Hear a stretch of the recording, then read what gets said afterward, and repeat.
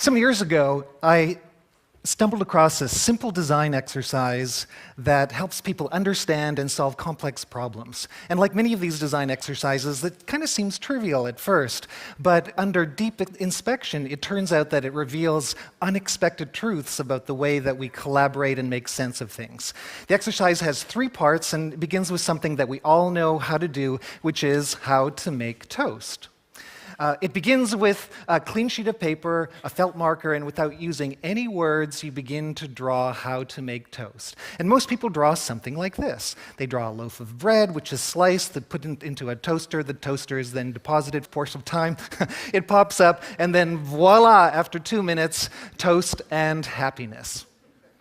Now, over the years, I've collected many hundreds of drawings of these toasts, and some of them are very good because they really illustrate the toast-making process quite clearly. And then there are some that are, well, not so good. They really suck, actually, because you don't know what they're trying to say.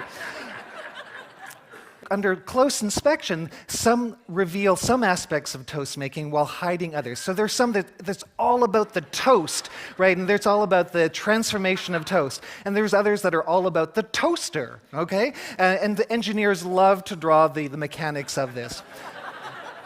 And then there are others that are about people. You know, it's about visualizing the experience that people have. And then there are others that are about the supply chain of making toast that goes all the way back to the store. It goes through the supply chain networks of teleportation and all the way back to the field and wheat. And that one actually goes all the way back to the Big Bang. So it's crazy stuff. But I think it's obvious that even though these drawings are really wildly different, they share a common quality, and I'm wondering if you can see it. Do you see it? What's common about these? So most drawings have nodes and links. So nodes represent the tangible objects like the toaster and people, and links represent the connections between the nodes.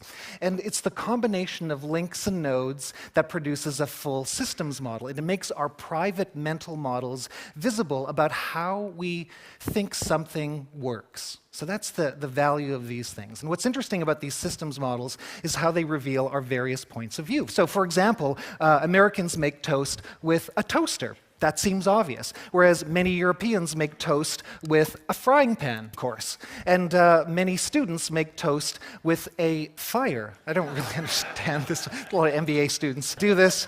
So you can measure the complexity by counting the number of nodes, and the average illustration has between 4 and 8 nodes. Less than that, the drawing seems trivial, but it's quick to understand.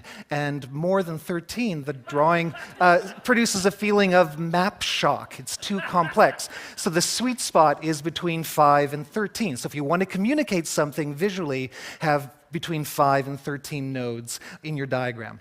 So though we may not be skilled at drawing, the point is that we intuitively know how to break down complex things into simple things and then bring them back together again. So this brings us to our second part of the exercise, which is how to make toast, but now with sticky notes or with cards. So what happens then? Well, with cards, most people tend to draw clear, more detailed, and more logical notes. You can see the step-by-step analysis that takes place. And as they build up their model, they move their nodes around, kind of rearranging them like Lego blocks. Now, though this might seem trivial, it's actually really important. This rapid iteration of expressing and then reflecting and analyzing is really the only way in which we get clarity. It's the essence of the design process. And system theorists do tell us that the ease with which we can change a representation correlates to our willingness to improve the model. So sticky note systems are not only more fluid, they generally produce way more nodes than static drawings. The drawings are much richer. And this brings us to our third part of the exercise, which is to draw how to make toast, but this time in a group. So what happens then? Well, here's what happens.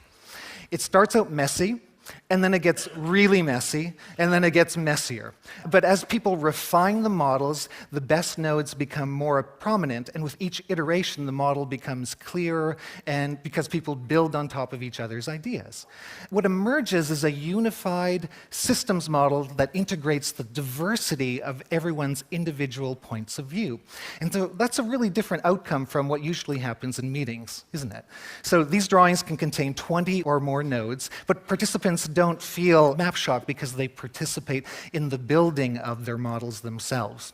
Now, what's also really interesting that the groups spontaneously mix and add additional layers of organization to it. To deal with contradictions, for example, they add branching patterns and parallel patterns. Oh, by the way, if they do it in complete silence, they do it much better and much more quickly. Really interesting. Talking gets in the way. So here's some key lessons that can emerge from this. First, drawing helps us understand the situations as systems with nodes and their relationships. Movable cards produce better systems models because we iterate much more fluidly. And then the group notes produce the most comprehensive models because we synthesize several points of view. So that's interesting. When people work together under the right circumstances, group models are much better than individual models.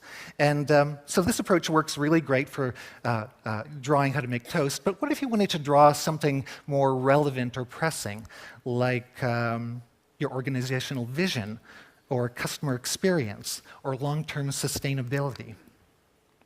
There's a visual revolution that's taking place as more organizations are addressing their wicked problems by collaboratively drawing them out. And I'm convinced that those who see their world as movable nodes and links really have an edge. And the practice is really pretty simple. You start with a question, you collect the nodes, you refine the nodes, you do it over again, you refine and refine and refine, and the patterns emerge. And the group gets clarity, and you answer the question. So this simple act of visualizing and doing it over and over again produces some really remarkable outcomes. What's really important to know is that it's the conversations that are the important aspects, not just the models themselves. And these visual frames of reference can grow to several hundreds or even thousands of nodes. So one example is from an organization called Rodale, big publishing company. They lost a bunch of money one year, and their executive team for 3 days visualized their entire practice. And what's interesting is that after visualizing the entire business, systems upon systems, they reclaimed $50 million of revenue, and they also moved from a D rating to an A rating from their customers. Why? Because there's alignment from the executive team. So I'm now on a mission to help organizations solve their wicked problems by using collaborative visualization. On a site that I've produced called drawtoast.com, I've collected a bunch of the really, I think, best practices, and so you can learn how to run a workshop here. You can learn more about the visual language and the structure of links and nodes that you can apply to general problem solving, and download examples of various templates for unpacking the thorny problems that we all face in our organizations.